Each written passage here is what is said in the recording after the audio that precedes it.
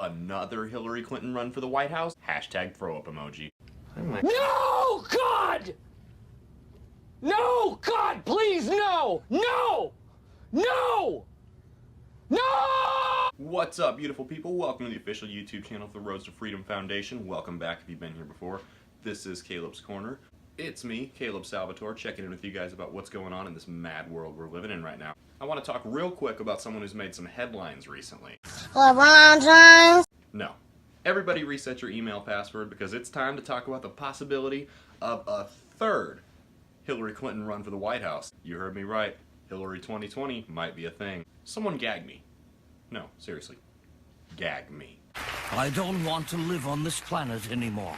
According to a New York Post article written last weekend by Michael Goodwin, Hillary Clinton's super PAC from 2016 has been reaching out to former donors and extending a helping hand to Democratic activists and other candidates who would have otherwise supported Bernie Sanders in the 2016 election. Uh-oh. If you're like me, and pretty much anyone else with an ounce of common sense, you know that the Clintons don't just do things out of the goodness of their hearts.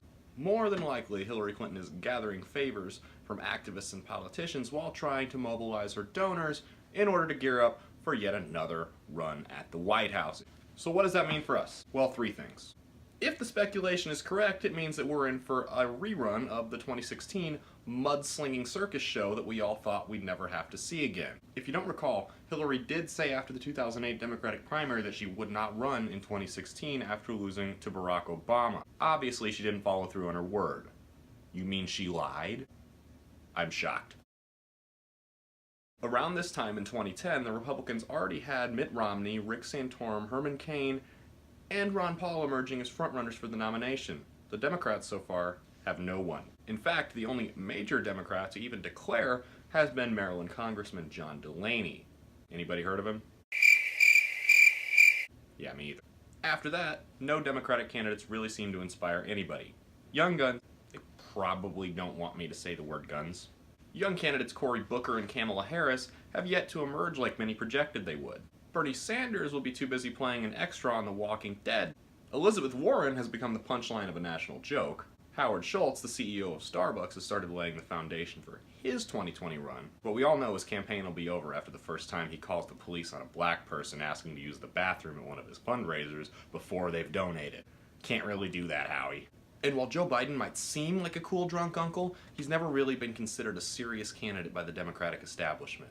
I can only imagine his wife aiming a double-barrel shotgun out the front door of the White House during an Olympus Has Fallen type situation. If there's ever a problem, just walk out on the balcony here or walk out, put that double-barrel shotgun and fire 2 blasts outside the house. Side note, will someone please tell Joe that when you shoot a double-barrel shotgun twice, it lets the criminal know that you're out of ammo?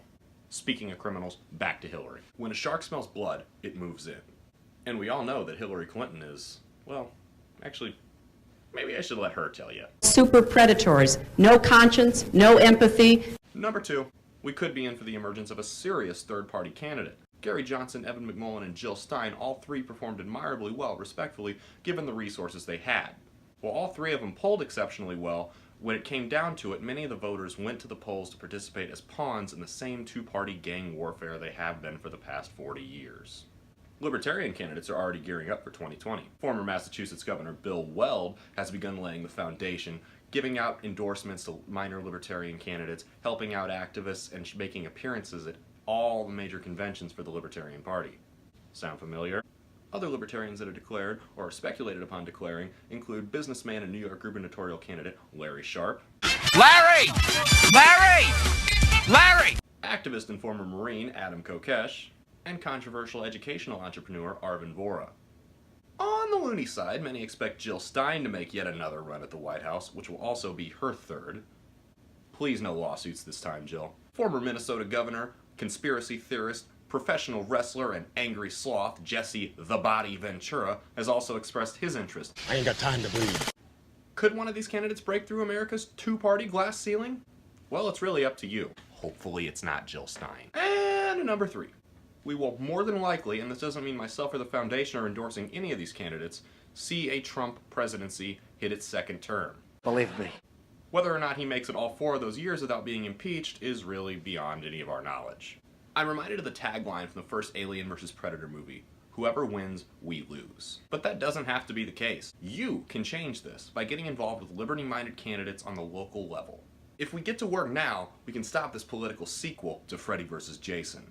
Thanks for watching, you guys. Be sure to click the like and subscribe buttons. Also turn the notifications on, because why not? If you don't do it, Hillary's going to be our president in 2020.